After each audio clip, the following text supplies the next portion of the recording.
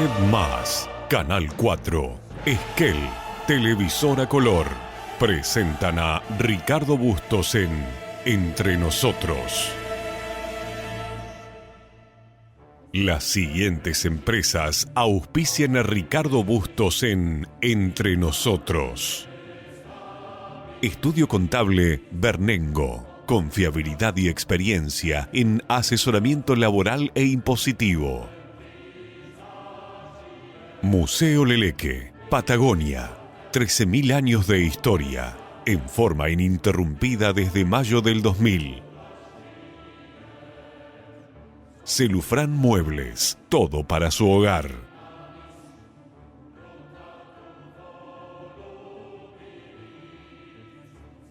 La Despensa, diseño interior, el placer de vivir momentos únicos. Leandro Sport, indumentaria masculina, más de 50 años vistiendo a generaciones de Esquel.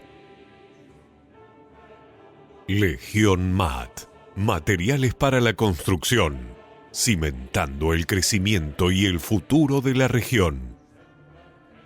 Random, la inversión que te hace sentir en casa.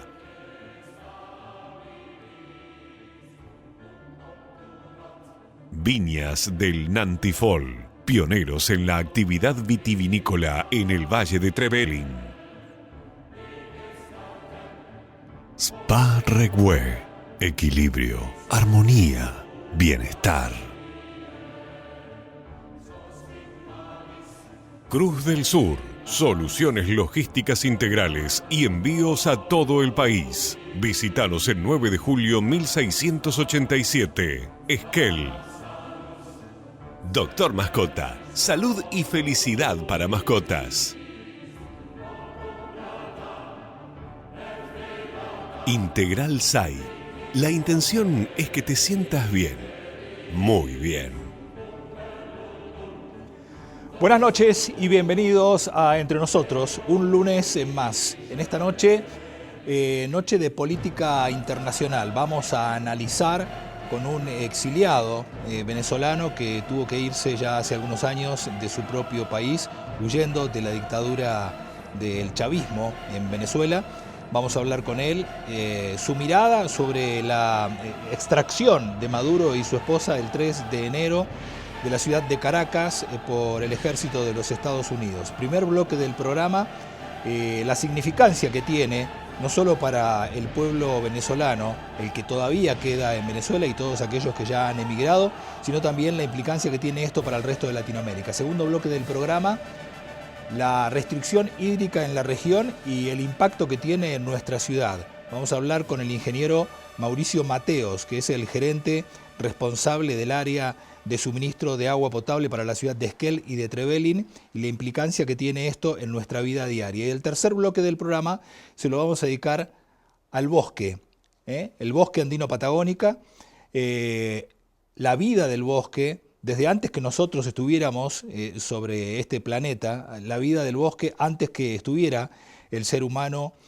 arriba de la corteza terrestre, el bosque hoy amenazado por el fuego y por la restricción hídrica y el futuro que le espera al bosque con el hombre acompañándolo, ayudándolo a preservarlo. Todo esto en esta noche en Entre Nosotros. Bueno, primer bloque del programa de Entre Nosotros, lo prometido, un bloque bien de real política y bien de real política internacional que afecta, por supuesto, a todo el bloque del continente americano. Estas nuevas tendencias, estos nuevos vientos de libertad que se alzan sobre el continente americano, estas dictaduras en retirada luego del liderazgo del presidente Trump, de la asunción del presidente Trump, que no amenazó, anunció que iba a tomar determinaciones sobre las dictaduras y especialmente sobre la dictadura de Venezuela. Algunos argumentaban que iba detrás del petróleo. Bueno, sea como sea, finalmente el tercer día del mes de enero, hace muy pocos días, Trump tomó la decisión de extraer al dictador Maduro y su esposa de Venezuela y llevárselo para ser juzgado en los Estados Unidos, en el territorio de los Estados Unidos, por delitos que están vinculados con el narcotráfico en principio y algunos otros que seguramente en el juzgado allí en Nueva York se le serán formulados al ex dictador de Venezuela. En esta noche vamos a hablar con un venezolano de los tantos, de los millones de venezolanos que tuvieron que huir de su país víctima de esa brutal dictadura que lleva más de 20 años en Venezuela. Ricardo Fermín, un luchador de la libertad en Venezuela, tuvo que huir, se fue, emigró a Estados Unidos y desde allí en esta noche, desde la ciudad de Miami, está con nosotros para charlar sobre este fenómeno y cómo ve él, junto a otros tantos venezolanos, que han estado en las primeras horas de este 3 de enero allí en Mar-a-Lago, presenciando las primeras palabras del presidente Trump cuando ya había sido extraído, en las primeras horas cuando ya había sido extraído Maduro de su búnker en Caracas y ya estaba dentro del territorio norteamericano. Ricardo Fermín, muy buenas noches. Ricardo Bustos, desde aquí, desde la ciudad de Esquel, en la provincia del Chubut, en la República Argentina. Gracias por este contacto. Buenas noches, ¿cómo estás, Augusto? Bueno, por lo menos quiero empezar agradeciendo a todos los argentinos que se han abocado a impulsar todo lo que la libertad de Venezuela y agradecerles a todos esos argentinos porque han recibido a muchos venezolanos de la mejor forma. Es la migración más a gusto que tienen los venezolanos es la que está en Argentina, y quiero comenzar diciéndoles muchas gracias por recibir a todos nuestros hermanos venezolanos de la mejor forma. Y bueno, hemos visto que se ha dado lo que ha pasado y lo que se ha dado en Venezuela, y quiero empezar diciendo que esto que estamos viviendo es lo que Maduro y sus secuaces escogieron. Esto hay que dejarlo claro. Hubo mil y un formas de solucionar esto, de las formas diplomáticas, en diálogos, en elecciones de forma democrática, y ellos se burlaron y rechazaron cualquier negociación y cualquier intento pacífico y democrático para solucionar este problema. Vos sabés, Ricardo, que entre el año 2000 y 2003 yo estuve 3 años viviendo en Estados Unidos, en el estado de Texas, y ya allí conocí venezolanos, incluso venezolanos militares. Tengo un amigo, Félix, un amigo que emigró de Venezuela, pertenecía al ejército, era helicópterista y emigró de Venezuela y se fue a vivir a los Estados Unidos, al estado de Texas, y me contaba lo indecible que vivían en Venezuela. Luego aquí volvía a mi país, y aquí en Argentina y aquí en la ciudad de Esquel hay venezolanos. Algunos de ellos fueron los que me hicieron los contactos para charlar esta noche contigo. ¿Cómo emigraste vos? ¿Por qué te tuviste que ir de Venezuela? Vamos a ir de la anécdota más personal, que es la tuya, a lo más general y tu mirada sobre lo que estaba ocurriendo hoy en Venezuela y prácticamente en todo el continente con este efecto dominó que probablemente genere la salida de Maduro, la caída de Maduro y lo que pueda suceder en Venezuela y en el resto del continente. Pero ¿por qué tuviste que emigrar, como tantos otros millones de venezolanos? Bueno, yo vengo de una familia de trayectoria política en el estado Zulia, donde mi hermano mayor sufre un secuestro al denunciar en el año 2007, al denunciar la presencia de la guerrilla en alianza con el que es ahora de nuevo gobernador de alcalde de Maracaibo, Giancarlo Di Martino, y su trabajo conjunto a la guerrilla. Mi hermano sufre un secuestro. Y luego yo, gracias a Dios, puedo irme a educar en Alemania. Estudio en el bachillerato en Alemania, concluyo el bachillerato en Alemania, regreso a Venezuela y empiezo el activismo político, lo cual llevó a sufrir amenazas, persecuciones. Tuve un perro por 13 años que murió solo en el garaje de mi casa porque yo tuve que esconderme durante 52 días antes de salir de Venezuela. Y mi perro, de pasar 13 años a vivir dentro de una casa con una familia, murió solo en el garaje de mi casa porque nadie estaba en la casa. Todos tuvimos que escondernos. Entonces, eso me llevó ya a decidir si era vivir en esta zozobra o enfrentarme a una cárcel o un posible asesinato, y tomé una decisión muy personal que fue abandonar el país. Pero fueron años de persecución, fueron años de zozobra, fueron años de miedo, de temor, que me llevaron a tomar esta decisión. Imagínate tú estar en tu casa y decirle a tu mamá: mamá, ve que me voy porque ya sé que vienen por mí, y estar un mes en un sitio distinto, o tener temor de tan siquiera tomar un avión para ir a una reunión en Caracas, y a eso tú sentías algún temor, y tener que viajar solo por tierra, o como nos tocó alguna vez en el 2014 disfrazarnos de monaguillo para ir a una actividad. Eso era un temor incesante, pero que uno lo hacía con todo el compromiso del mundo por lograr la libertad en Venezuela. Tremendo. ¿Y de ahí emigraste directamente a los Estados Unidos? ¿Te fue fácil llegar? ¿Pudiste Sí, llegar con una sí, visa sí. de residente No, permanente, no, no, como yo exiliado? ¿Cómo llego con fue? una visa de turista, ¿no? Pero ya yo sabía lo que me pasaba, me iba a pasar si yo regresaba a Venezuela. Fíjate que en el año 2019, eh, no se me olvida, yo veo una denuncia por el segundo al mando del cartel de los soles y del régimen de Nicolás Maduro, pues, de Diosdado Cabello, denunciando a una persona que habían llevado presa y que le habían obtenido un libro con una agenda, y yo sabía que mi nombre estaba en esa agenda porque yo sabía de lo que él estaba hablando. Entonces yo sabía que en cualquier momento iban a venir detrás de mí. Gracias a Dios siempre, no lo digo como un sexto sentido, pero ya yo sabía cuando, como decimos en Venezuela, cuando la cosa estaba caliente, y ya yo buscaba refugiarme. Pero no era una vida tranquila, solo por defender una idea distinta a lo que pregonaba Maduro. Ya yo sabía que en cualquier momento podía tocarme a mí el turno, y es algo que yo no quiero que se repita en mi país, que cuando ya llegue la libertad y reformemos la república y refundemos la república, que así tú pienses distinto a mí, tú tengas el derecho de pensar distinto a mí, no sentir algún temor. Esa es la verdadera libertad. Y eso es lo que vemos que los socialistas y comunistas de Latinoamérica persiguen. Y lo vivieron ustedes por mucho tiempo. Gracias a Dios, ahora se respiran otros aires en que podemos ver que hay una libertad de expresión, porque más allá de que tú pienses distinto, no hay alguien detenido por una idea. Claro, desde luego. ¿Cómo ves ahora el proceso que los tomó, por supuesto, tomó por sorpresa a todo el mundo, más allá de que desde el estado de la Florida, donde vos estás, un estado que está sumamente politizado, tanto por aquellos residentes exiliados cubanos como aquellos venezolanos que estaban muy atentos a lo que sucedía y a lo que sucede con la política exterior de los Estados Unidos puesta en Latinoamérica y especialmente en el Caribe? Se sabía que todo el movimiento de las tropas de la Marina y del Ejército de los Estados Unidos estaban puestos los ojos en Venezuela. Bueno, nadie sabía que de un día para otro y en un momento determinado iba a ser extraído de Caracas Maduro y su esposa. ¿Qué es lo que sigue? ¿Seguirá una dictadura blanda, una dicta blanda con Rodríguez al mando del gobierno? ¿Este es un momento de transición? ¿Qué es lo que esperan ustedes de Venezuela con este movimiento de fichas que hace el gobierno de los Estados Unidos?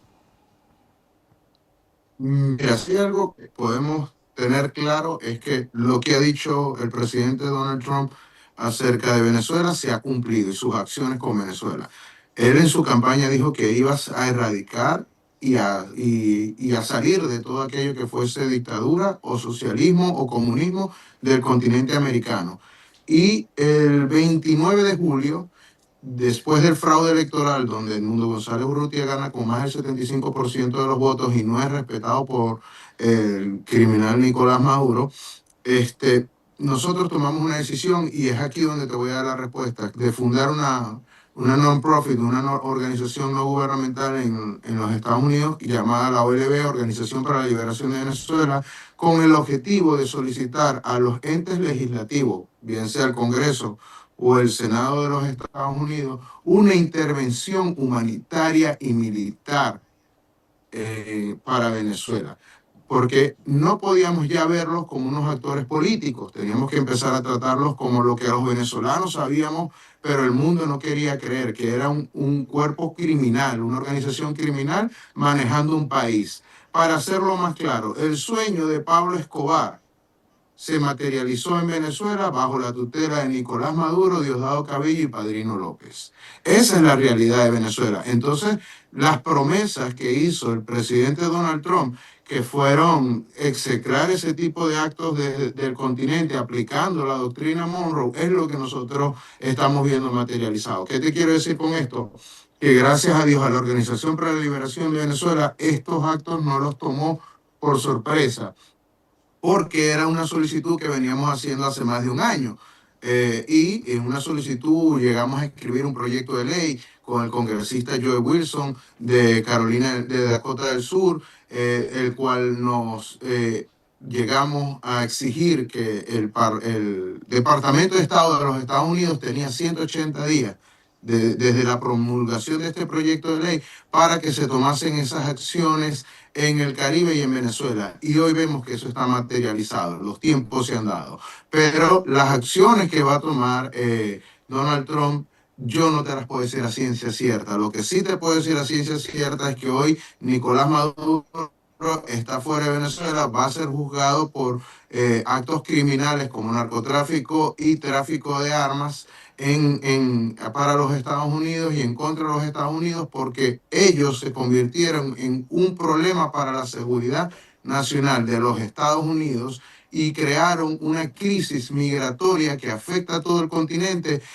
Y tienes ahora una población exorbitante en cualquier lado de cualquier país del continente, y eso genera un problema público, porque imagínate tú que lleguen 15.000 venezolanos a Esquel. No hay estructura hospitalaria para 15.000 personas de más. Ojalá y lo hubiese, pero sabemos que no. No hay unas escuelas para 15.000 personas de más. Bueno, eso es lo que está sufriendo Colombia, eso es lo que está sufriendo Chile, eso es lo que puede en algún punto sufrir Argentina. Todo el continente. Si este problema continuaba. Todo el continente. Claro, sí. si este problema continuaba, es una crisis. Entonces, gracias a Dios, vemos que la crisis va a una pronta solución. Estamos en un proceso de transición, de aliviar el país. Vimos que prometieron una gran cantidad, el día viernes prometieron una gran cantidad de liberación de presos políticos y hasta ahora no se ha cumplido esa gran meta. Pero no es un solo preso ni 5 presos políticos que necesitamos. Necesitamos que todos los que en Venezuela sea un país libre de presos políticos. Estamos hablando de un país que ha sufrido de más de 6.000 ejecuciones extrajudiciales, donde no se sabe dónde está la persona, no se sabe dónde está su resto, solo la persona desapareció. Y eso que no estamos hablando de un conflicto armado, estamos hablando de un conflicto político. Y con esto vemos que las fuerzas represivas del Estado no están para defender la soberanía, porque si están para defender la soberanía, ¿dónde está el enfrentamiento cuando fueron a extraer a Nicolás Maduro? Están para reprimir a los venezolanos. Y eso es lo que estamos cambiando y aliviando poco a poco, que el país se pacifique, que el país se enrute a un respeto entre las partes para lograr luego ya la transición a la democracia y a la república, que el país va a tener que ser reformado, prácticamente reconstruido, porque todo lo destruyeron. Esa Venezuela que muchos argentinos conocieron, lamentablemente hoy no existe. No existe, claro. La Venezuela de hoy, hasta para los mismos venezolanos, que estoy seguro que al momento de volver no va a ser la misma Venezuela, ni cercana. Me quedaría hablando mucho más contigo, porque parte de lo que estás relatando, Fermín, seguramente conocerás parte de la historia argentina.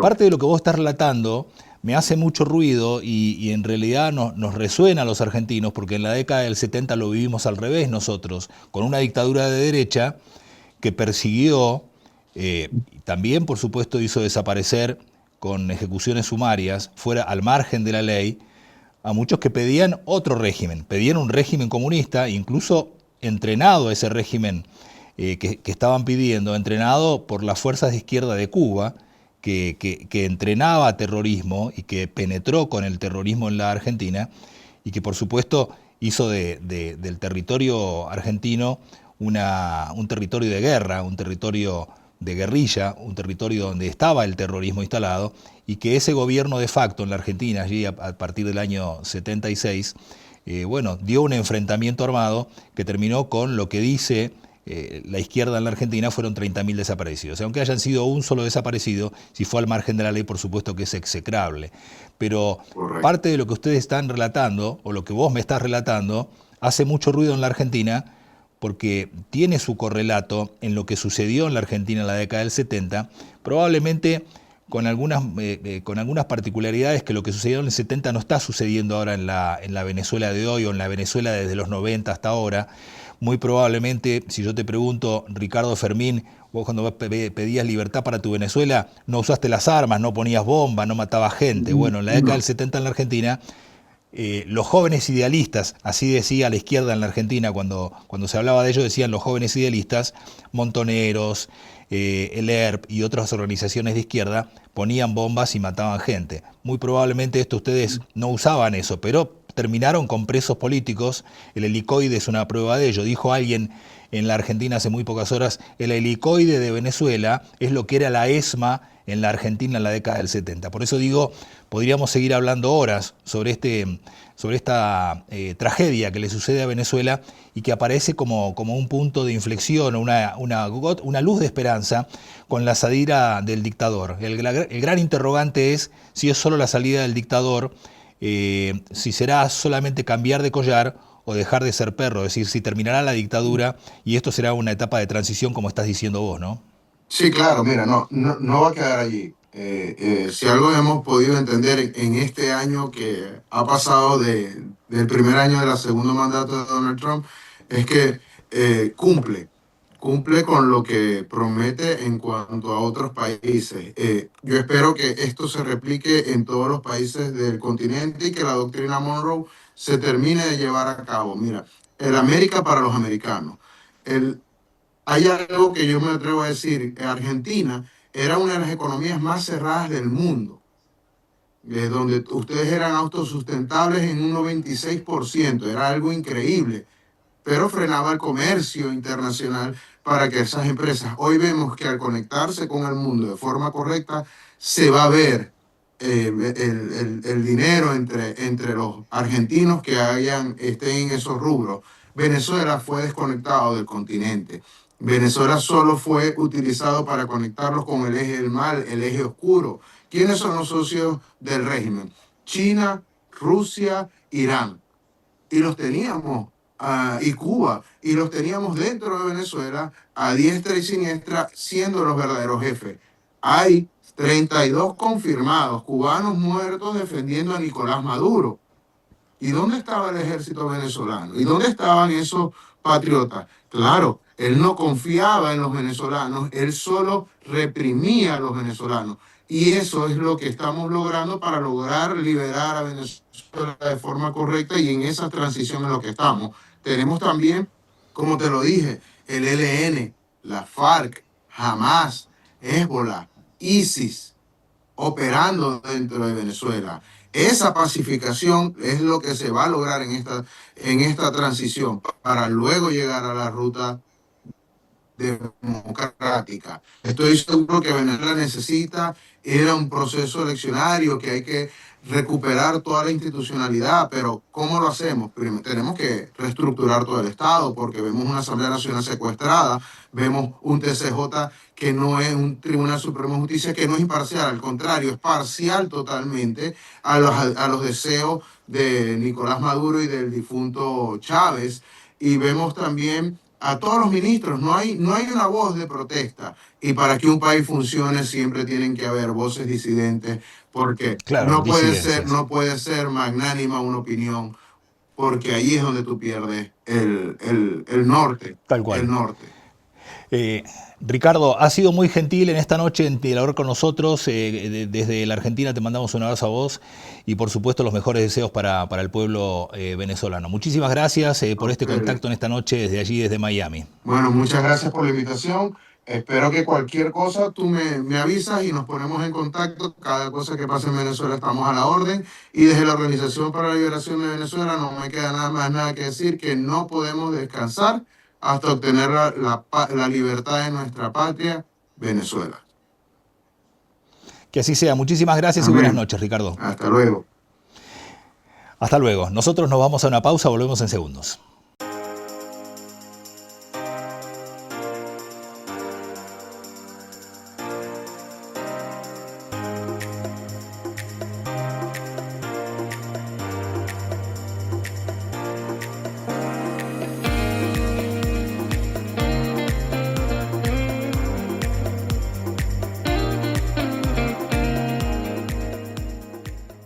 Doctor Mascota, todo lo que tu mejor amigo necesita en un solo lugar. Consultas generales, desparasitación y vacunación, cirugía de tejidos blandos, emergencias y más. Peluquería canina, un verdadero día de spa. Baño, corte y corte de uñas para tu mascota. Alimento balanceado, gran variedad de marcas y opciones para cada etapa. Estamos de lunes a sábado de 9 a 1 y de 3 a 9 de la noche. Y también los domingos de 5 a 9 de la noche. Encontranos en 9 de julio al 705 y Mitre.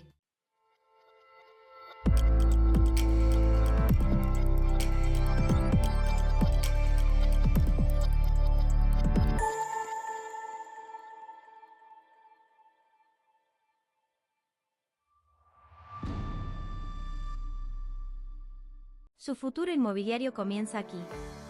Somos Nelson Muse Propiedades, una empresa familiar de Esquel, en el corazón de la Patagonia.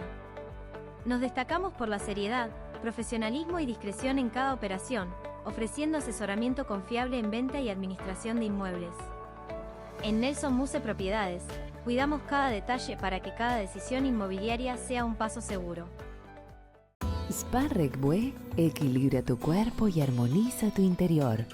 Disfruta una amplia variedad de masajes, baños de inmersión con aceites esenciales, sauna seco, ducha escocesa, aroma y cromoterapia, limpieza facial y exfoliación corporal. Piscina cubierta climatizada. Spa Regbue, un refugio de calma para reconectar con tu energía y encontrar serenidad.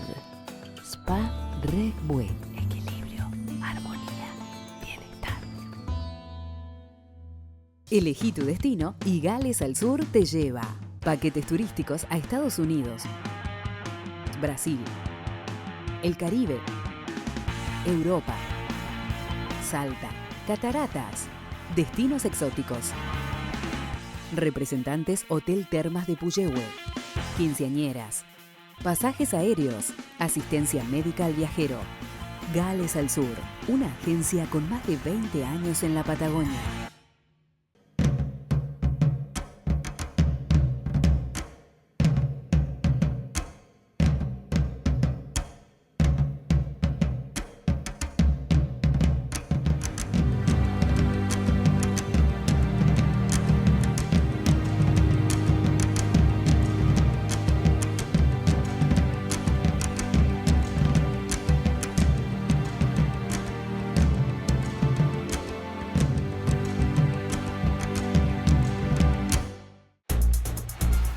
Cuando confías te animás a cualquier desafío. Por eso Manu va a ser judo y la Peque va a jugar al básquet.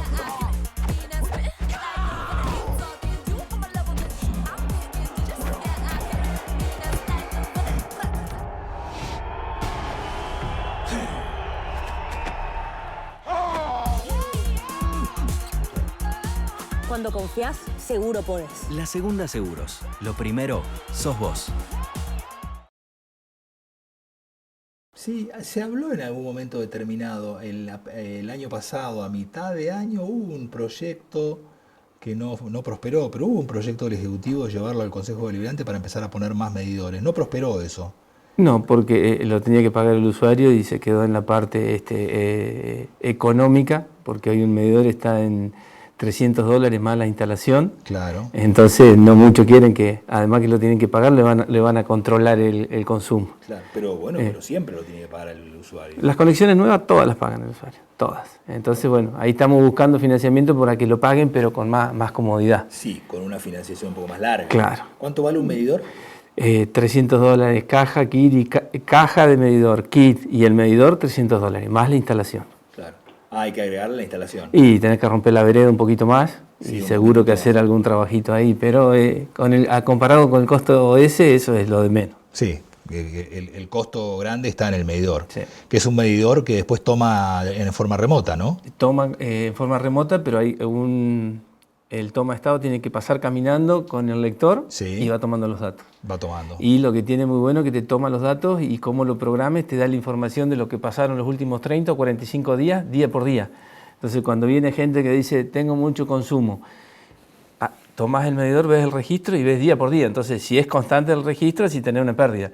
Si hay unos días que se fue muy alto el consumo, acá pasó algo. Claro. Entonces con eso podés demostrar la eficiencia. La eficiencia y en qué estuvo ese uso. Claro. Este medidor no mide aire, porque como no tiene turbina, los que tienen turbina, cuando se vacía la cañería, cuando se llena y sale el aire, la turbina gira. Y te lo mide igual como si fuera agua. Claro. Este no. No, porque es ultrasónico. Ah, solo mide el agua que pasa. Sí, y si lo dan vuelta, porque la picardía en algunos lugares, los medidores de turbina es pasa el toma estado, dar vuelta el medidor y antes que venga de vuelta, girarlo de vuelta. Oh, no, pero se toma la gente el sí, trabajo sí. de hacer Acá eso. no, porque ahora no hay, pero en otras localidades lo hacían. Y este te dice flujo inverso. O sea que queda también lo delata. Claro. No, es caro, pero es la última tecnología. Sí. No hemos tenido problema cuando hayan quedado bajo agua, bajo tierra, con un auto arriba se puede medir igual. Las heladas las han aguantado, o sea que es caro, pero es bueno. Claro. Tanto como tecnología como información que te da. Está bueno. Sí, sí, sí. Y van camino a poner en la medida que se pueda, en la medida que haya plata, que haya financiamiento para ponerlos, los van a poner. Sí. ¿Pero a cuánto estamos? ¿Porcentaje de cantidad? Sí, hoy 15%. Hoy tenemos 15% de la ciudad cubierta con medidores. Y ahora lo que estamos haciendo, hay barrios IPV viejos que cuando se hicieron se pusieron medidores a turbina y no se midieron nunca, pero tenían el medidor. Ahora los estamos reemplazando y como el medidor ya estaba, no lo paga el usuario, ¿no? Y bien. Entonces lo reemplazamos y cuando se instala se le avisa al usuario y se le empieza a cobrar medido. Claro. Se está avanzando, despacio, pero se está avanzando. ¿Eso va a mejorar la eficiencia en el uso un poco? Sí, sí, porque la gente va a saber la realidad en cuánto consume y si tiene una pérdida. Estos días en lo que estamos trabajando también es avisarle a las escuelas, porque estamos controlando las escuelas que no hay clase y tienen consumos iguales que cuando hay clase. ¿Tienen consumos iguales? O sea que hay pérdidas de todos lados. Sí. ¿En las escuelas hay muchas pérdidas? Sí. Los flotantes, baños, mingitorios, inodoros, llave, alguna pérdida de alguna cañería que no se ve. Hoy mandamos a cerrar la llave de paso de 2 escuelas porque tenían un consumo diario, una de 10 metros cúbicos y otra casi de 24 metros cúbicos diario. Increíble. Que equivale más o menos al consumo de 30 casas en un día. Increíble. Y no hay clase. Entonces, Con escuelas que no tienen utilización, pleno verano. Sí. Y están consumiendo como si fueran 30 casas. Sí. Increíble. Eso daría para una multa. Daría para una multa. Si no es el Estado... Son pérdidas internas, por eso se avisó y hoy mandamos a cerrarla. Hoy cerramos, no mandamos a cerrar. Directamente se cierra. Sí. Porque no sabemos si están los porteros, qué pasa que no se cierra. Entonces, bueno. ¿Tres escuelas en Esquel? No, las estamos controlando por etapas. Hoy mandamos a cerrar 2. Ah, hoy cerraron 2. Sí. Hay otras que tienen un consumo mínimo, así, menor que una casa en un día. Entonces, bueno, puede ser algo que se esté haciendo ahí en la escuela. Claro. Pero tendría que ser mínimo 0 si no hay ningún tipo de actividad en las escuelas. O sea que todavía hay mucho por trabajar en la eficiencia. Sí. ¿Cuándo van a ser los cortes programados? ¿Para qué día? Los cortes programados se van a analizar. Pero ya viene camino a eso. Viene camino a eso porque está bajando mucho las captaciones, pero con este anuncio, con este pedido de prohibición de riego, que fue desde el martes, al día de hoy vimos un cambio importante en los niveles de las reservas. ¿Mejoraron las reservas? Mejoraron notoriamente las reservas, se recuperaron a la noche, se mantienen en un nivel aceptable en la variación del día. Entonces, si se mantienen así y no baja más las captaciones, que eso van a bajar, vamos a ver cuánto, vamos a ver cuándo y a qué tamaño tienen que ser los cortes. Claro. Pero fue muy significativo el aumento de las reservas, se fueron recuperando y ahora se están manteniendo, oscilan por supuesto durante el día. Sí. Pero no llegan a los niveles de la semana pasada que directamente se secaban y no las podíamos recuperar a la noche. Y queda evidenciado que el gran consumo era el riego, ¿no? Era un uso excesivo. Un uso excesivo. Indiscriminado es necesario. Sí, porque yo creo que hoy no es que se ha eliminado el riego el 100%, pero sí mucho, y hay mucha inspección de parte del municipio en todo horario. ¿Y ustedes también tienen inspección? No. No, nosotros lo que hacemos es, como no tenemos poder de policía, vemos el reclamo. Cuando lo ven, avisan. Avisamos al municipio y si podemos le avisamos al usuario. Le hacemos notar al usuario lo que está haciendo, ¿no? Pero como en todos los casos, bueno, hay usuarios y usuarios. Los inspectores de la municipalidad nos han contado, ¿no?, que han tenido problemas graves de enojos, insultos, amenazas. ¿Gente que se enoja? Sí. Nosotros no lo vivimos, pero los inspectores que lo están haciendo, sí. Es un tema sociológico, psicológico, antropológico, ¿no? La utilización del agua. Por otro lado tenés una ciudad que hizo de la antiminería un mito, ¿no? Un culto, casi una religión, ¿no? Es más, creo que hoy estaban haciendo mañana 10, los antimineros van a marchar en defensa del bosque. Bueno, van a estar marchando en defensa del bosque. Durante 20 años han hecho todos los meses marchas en contra de la minería, siempre haciendo referencia a la importancia del agua más que el oro. Y estamos en una ciudad donde, paradójicamente, el agua no se cuida, no se utiliza con la debida racionalidad que debe utilizarse, porque hay pérdidas, porque hay mal uso, porque hay abuso y porque, como decías vos, cuando alguien te señala, viene la autoridad de aplicación, que puede ser la cooperativa o el municipio, y te dice, che, usted está malgastando el agua, se te enojan. Es como raro, ¿no? Sí, es mala. Debiera tener internalizada la gente que si te dicen el agua vale más que el oro, y vos decís, bueno, vamos a marchar, ¿no? Acá la minería no, porque nos consume el agua. Cuando te dicen, che, estás usando mal el agua, tengo que ir rápidamente a cerrar, no a enojarme. Sí. Hay una costumbre que ha sobrado del agua cuando Esquel era más chico. Porque tenemos así, y venía gran parte de la ciudad, se alimentaba por gravedad. Hoy la ciudad creció hacia ambas laderas. Hay que bombearla. Ya tenemos 2 captaciones diferentes, tenemos perforaciones que salen con agua de bombeo. La ciudad ha crecido mucho. Se ha impermeabilizado mucho el suelo de la ciudad, eso ha hecho que las napas también hayan bajado, entonces hay perforaciones chicas que antes funcionaban, no andaban, y la gente está acostumbrada a tener un uso excesivo, tanto dejar la canilla abierta en invierno para que no se congele, cuando en realidad hay que aislar la cañería, o hemos visto estos días que uno está más atento, hasta gente que riega la vereda a ver si se enfría un poco la vereda y merma el calor. Yo he visto el domingo, yo no me acuerdo qué día fue, era un domingo, hace 2 semanas, un domingo con 30 grados de temperatura, una manguerita por calle, creo que era Rollero la calle, sí, una manguerita corriendo el agua, intentando regar, no sé, una calle de tierra era, de ripio. Yo no sé cuál era el razonamiento, no sé. Sí, intentan que no se levante tierra, pero eso se limita a un lugar muy chiquitito y la tierra en una calle de tierra son todas las cuadras, ¿no? Claro. Bueno, para que la gente comprenda, porque la invitación que te hago yo esta noche es para que la gente alcance a comprender la dimensión del problema que estamos atravesando. Hablábamos de los medidores que tienen que ver con la eficiencia en el uso del consumidor final, que es el vecino. Cañerías rotas, cañerías que probablemente cada tanto, yo lo recibo en la radio a veces, gente que te dice hay un caño roto porque hay agua que está perdiendo. Ustedes van, cuando ven eso lo arreglan, se supone. Se arregla. A veces nos demoramos un poco más de lo que queremos por las tareas programadas o por otras urgencias mayores, pero por supuesto se van arreglando. Y después está lo que vos decías recién. Esquel tiene 2 captaciones de agua, hay una obra que está en ejecución, que es una obra que va lenta porque requiere de fondos, es una obra cara, hay que ponerle plata. Bueno, la provincia le está poniendo plata a medida que puede, pero no es una obra que va a avanzar y va a solucionar el problema mañana. ¿Va a tardar cuánto la captación del Buitrera en ejecutarse? En la obra, por el tipo de obra y magnitud de la obra, tiene una proyección de 2 años. Todo depende de las vedas invernales que pasen. ¿De acá a 2 años terminada? 2 años terminada. Depende de las condiciones climáticas del invierno, si hay veda invernal. Sí. Y de las condiciones hoy que va lenta por la cuestión de pago, que es principalmente es una obra financiada por nación y un menor porcentaje de provincia. Si la obra empieza a tomar ritmo y avanza, esperemos que en 2 años y un poquito, esté en funcionamiento. Eso ayudaría hoy, por supuesto, pero el nivel de sequía que hay en la zona, ¿no? Porque no es solamente Esquel, también seguro que la afectaría un poco y capaz que en estos momentos no sacaríamos el caudal que está diseñado. Por eso lo que decimos es que toda obra de captación tiene que ir acompañada con una concientización y con el aumento de la micromedición en la ciudad, porque con la micromedición el usuario va a saber realmente cuánto consume y también si tiene pérdidas internas, que eso lo hemos visto en instituciones y en casas particulares, que capaz que el vecino sin mala intención, hay una pérdida bajo una vereda, un suelo, no sabe, y entonces no pasa nada, pero el medidor lo ve. Nos hemos pasado casos que... Y ustedes le reportan. A mí me ha pasado que me han avisado, revise porque... Reportamos, entonces si vemos que el vecino tiene actitud y la repara en forma inmediata, se le reconoce eso y después tiene consumos normales, ¿no? Las captaciones de agua y todo lo que es infraestructura, para que sean aprobados los proyectos tanto en instituciones nacionales o internacionales, tienen que tener un consumo por cápita, por usuario. Razonable, de 250 litros por día por habitante a menos, ¿no?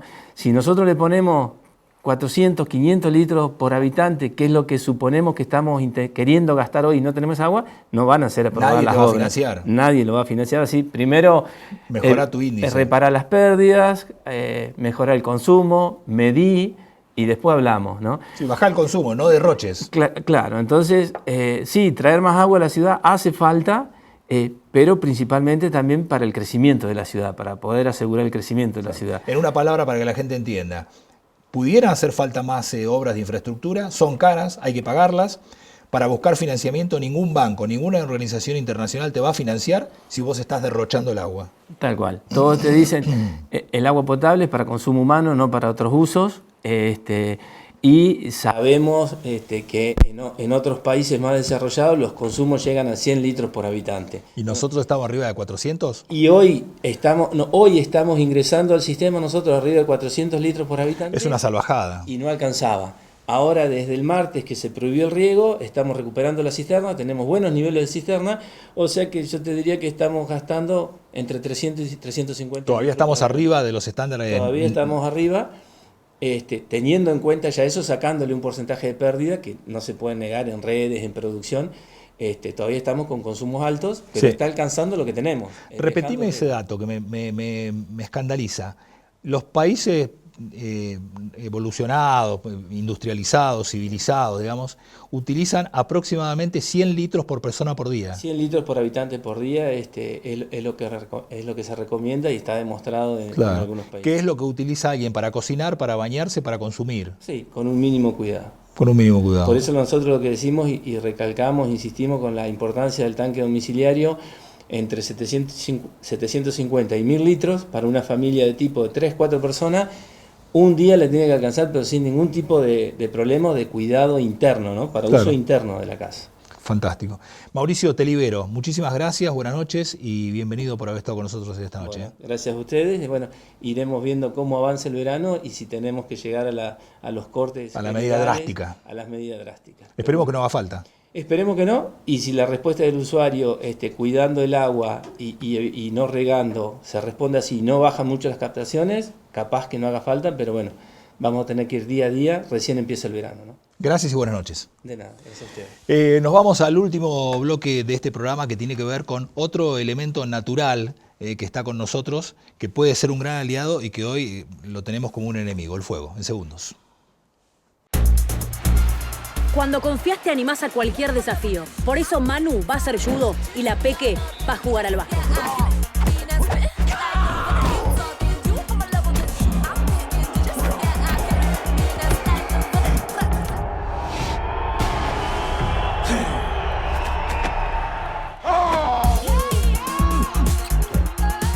Cuando confías, seguro podés. La Segunda Seguros. Lo primero, sos vos. Su futuro inmobiliario comienza aquí. Somos Nelson Muse Propiedades, una empresa familiar de Esquel, en el corazón de la Patagonia. Nos destacamos por la seriedad, profesionalismo y discreción en cada operación, ofreciendo asesoramiento confiable en venta y administración de inmuebles. En Nelson Muse Propiedades, cuidamos cada detalle para que cada decisión inmobiliaria sea un paso seguro. Elegí tu destino y Gales al Sur te lleva. Paquetes turísticos a Estados Unidos, Brasil, el Caribe, Europa, Salta, cataratas, destinos exóticos. Representantes Hotel Termas de Puyehue, quinceañeras, pasajes aéreos, asistencia médica al viajero. Gales al Sur, una agencia con más de 20 años en la Patagonia. Spa Regbue equilibra tu cuerpo y armoniza tu interior. Disfruta una amplia variedad de masajes, baños de inmersión con aceites esenciales, sauna seco, ducha escocesa, aroma y cromoterapia, limpieza facial y exfoliación corporal. Piscina cubierta climatizada. Spa Regbue, un refugio de calma para reconectar con tu energía y encontrar serenidad. Spa Regbue. Equilibrio, armonía, bienestar. Doctor Mascota, todo lo que tu mejor amigo necesita en un solo lugar. Consultas generales, desparasitación y vacunación, cirugía de tejidos blandos, emergencias y más. Peluquería canina, un verdadero día de spa. Baño, corte y corte de uñas para tu mascota. Alimento balanceado, gran variedad de marcas y opciones para cada etapa. Estamos de lunes a sábado de 9 a 1 y de 3 a 9 de la noche. Y también los domingos de 5 a 9 de la noche. Encontranos en 9 de julio al 705 y Mitre.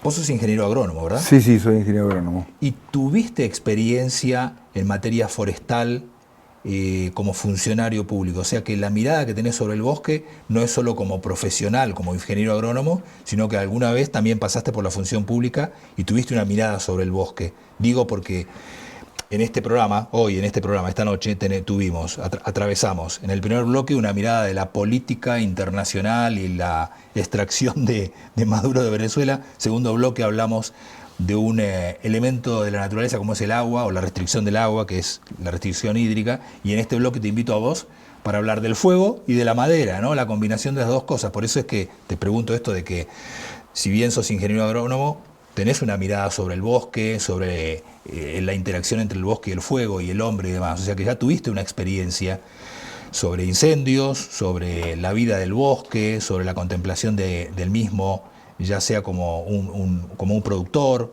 como un funcionario, como un administrador del bosque. ¿Has tenido esa mirada, Arnoldo? ¿La has tenido? Sí, lo que he tenido es experiencia de vida, digamos, en esos aspectos. Como profesional. Yo fui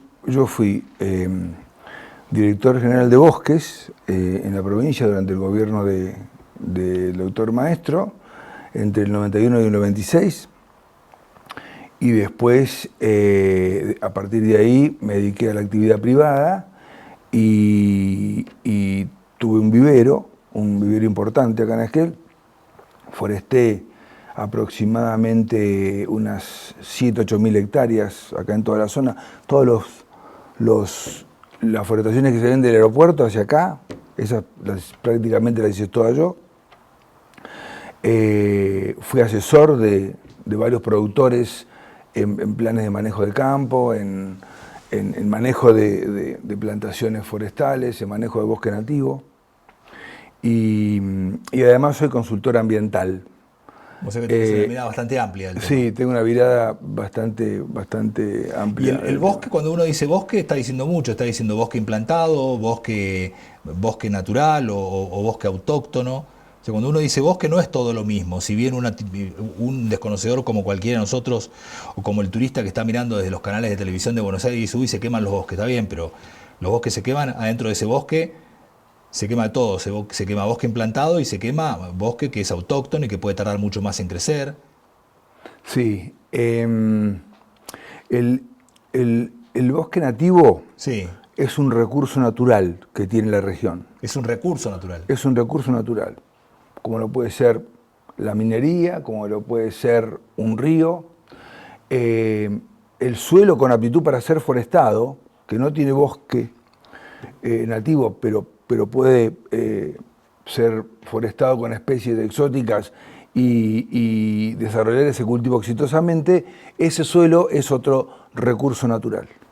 Y acá, para que tengamos idea de magnitudes, en la cordillera del Chubut tenemos alrededor de 1 millón de hectáreas de bosque nativo, repartidas entre lenga, ñire, coihue, ciprés, mayoritariamente, y aproximadamente unas 300.000 hectáreas de suelos forestables, sin cobertura vegetal, una franja paralela a la del bosque nativo andino patagónico, de las cuales hay forestadas aproximadamente 35.000 hectáreas. Forestadas, 35.000. Sí. Te invito, perdona, que te animes a tener una mirada antropológica del bosque, o sea, como un elemento más dentro de la corteza terrestre, dentro del planeta Tierra. ¿Cuánto hace que hay bosque en esta región que conocemos como andino-patagónica? ¿Cuántos miles de años hace que hay bosque, o millones de años, aproximadamente?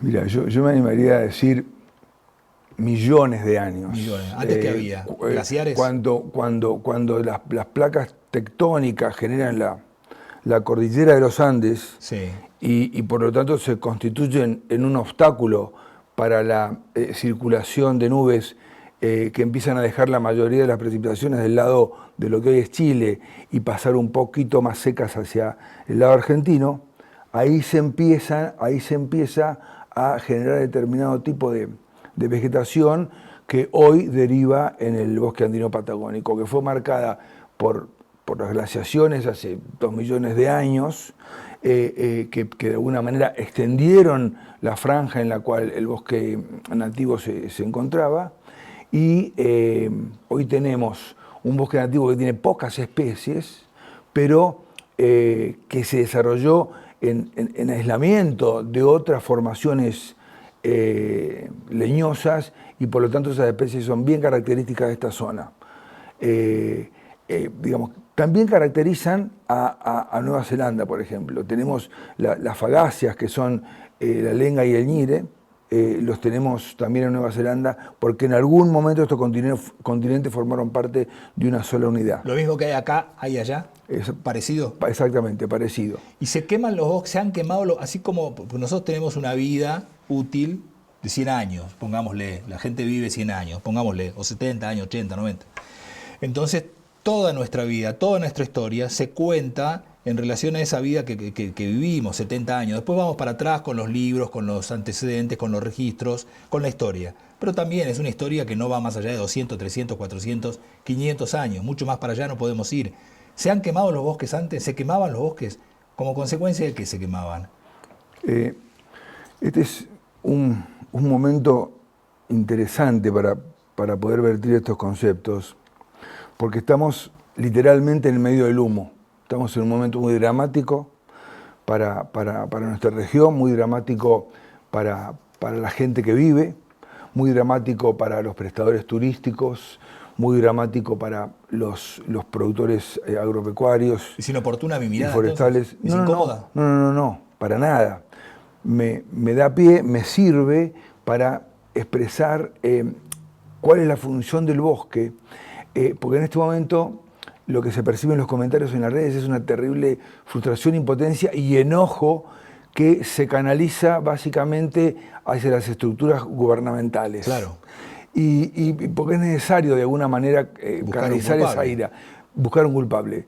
Pero la verdad es que el bosque convive en perfecta armonía y equilibrio con los incendios desde antes que esté el ser humano acá en la región, que se contabiliza hace 18 o 20 mil años atrás, que llegaron están estudiadas las primeras corrientes de seres humanos que habitaron esta región. Hasta ese momento era por rayos los incendios. ¿Se quemaba igual sin presencia de sin hombres? presencia del ser humano. ¿Igual se quemaban los bosques? Porque el clima que se genera en esta región, en toda esta faja, digamos, de latitudes, que es similar también en Nueva Zelanda, que está en la misma latitud, se denomina Mediterráneo. Básicamente, este tipo de clima responde a que las precipitaciones acontecen cuando hay baja temperatura en fin de otoño, invierno y principio de primavera. Y a partir de ahí hay una temporada seca, que es fin de primavera, todo verano y principio de otoño, que coincide con las altas temperaturas.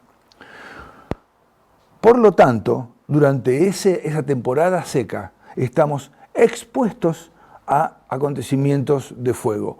Antes de la presencia del hombre, por rayos.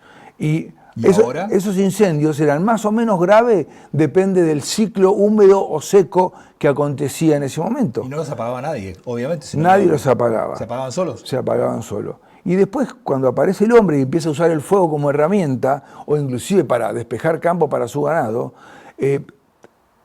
se incrementa el acontecimiento de esos incendios, pero también le permiten al bosque tener hoy una estructura diversa de edades. ¿Esto qué quiere decir?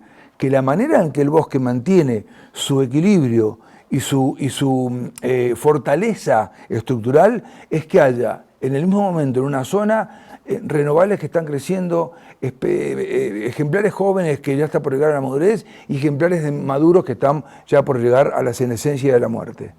Y el fuego lo que hace es que eso acontezca en mosaicos en toda la extensión del bosque andino patagónico. A veces por causas naturales y a veces por causas accidentales o provocadas por la mano del hombre. Exactamente. Hay registros de un austríaco, un ingeniero austríaco que estuvo en 1910, 1914, que hizo una serie de cartografía que detectó que entre 1914 y 1920, 700.000 hectáreas quemadas desde Neuquén hasta Tierra del Fuego. 700.000. En el 1920. Entonces lo que quiero decir es, esto es un fenómeno recurrente, permanente. Mal que nos pese y mal que nos caiga. ¿Qué acontece? Ahora, esto no quiere decir que no tengamos que buscar métodos para ser más eficientes en el control y en la prevención. Bueno, ese es otro tema. Acá vamos a otro tema. La región está en un ciclo seco. La región y el planeta está en un ciclo de sequías de más o menos hace 12, 15 años. Y particularmente digamos, desde el año 23, que hubo un invierno cortito, no sé si te acordás que hubo una nieve tardía, un invierno cortito, verano seco. El año pasado, el 24, el anteaño, de vuelta. El 25 no hubo invierno, no hubo precipitaciones, ni nieves ni pluviales. Entonces, todas esas circunstancias agravan lo que naturalmente ocurre. ¿Y qué es lo que pasa? Además acontece en lugares que son muy caros a nuestras comunidades cordilleranas, en el Parque Nacional y en la comarca en la comarca andina. Son dos incendios completamente diferentes que afectan situaciones completamente diferentes.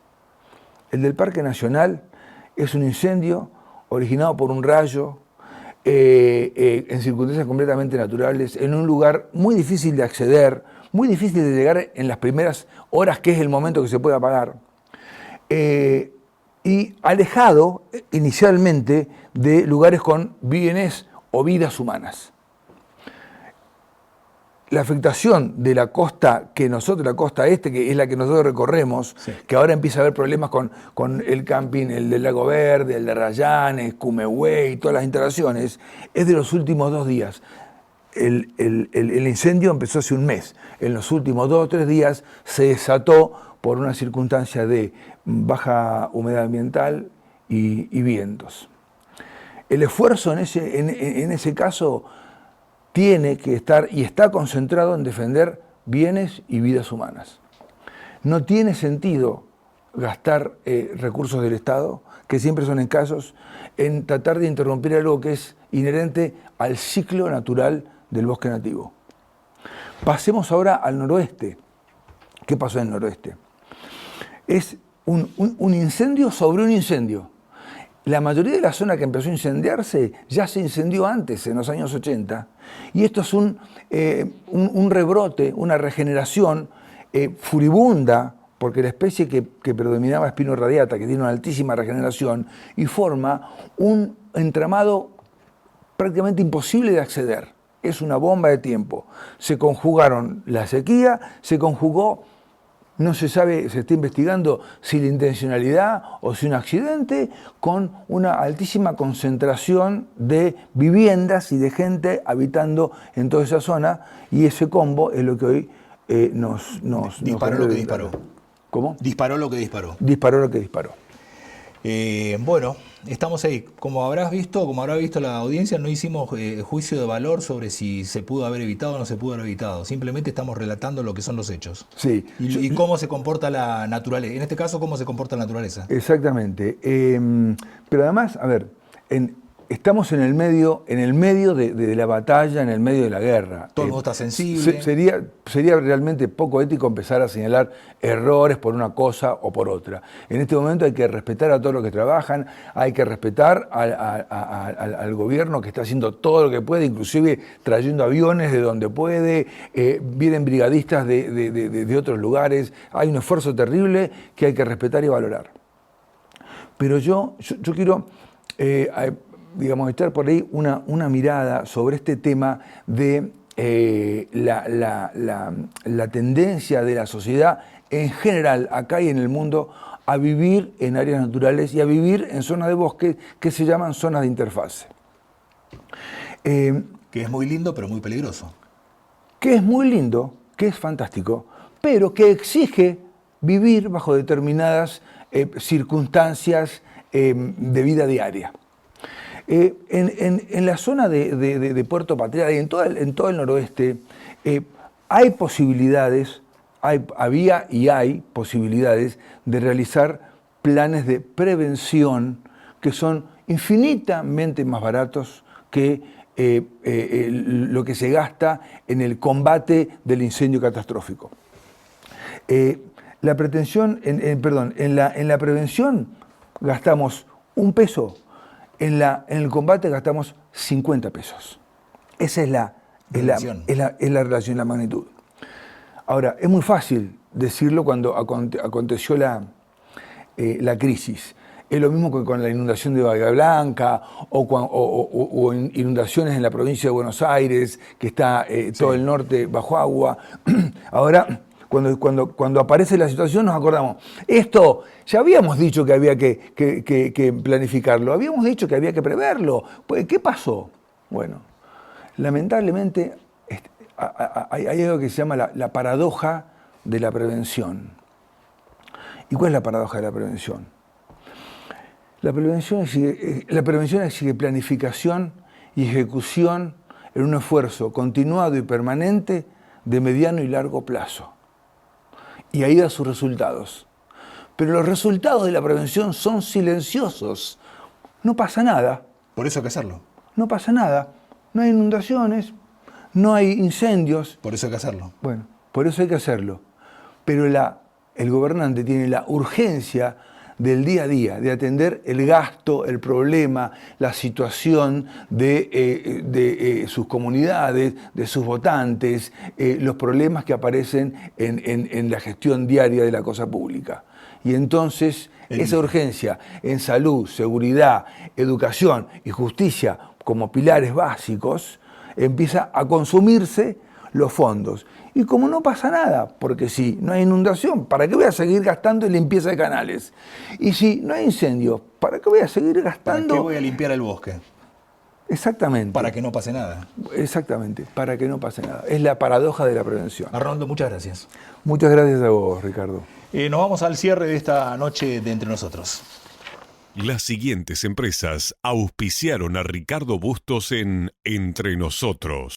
Celufrán Muebles, La Despensa, Estudio Contable Bernengo, Museo Leleque, Legión Mat, Leandro Sport, Random, Viñas del Nantifol, Spa Regüe, Cruz del Sur, Doctor Mascota, Integral SAI. Bueno, esto ha sido todo por hoy. Nos vamos a reencontrar el próximo lunes. No se olvide que, como todas las semanas, este mismo programa se repite el día jueves a la misma hora, 9 de la noche. Nos reencontramos la próxima semana. Será hasta entonces. Fue una producción de Valero Producciones para Red Más, Canal 4, Esquel, Televisora Color.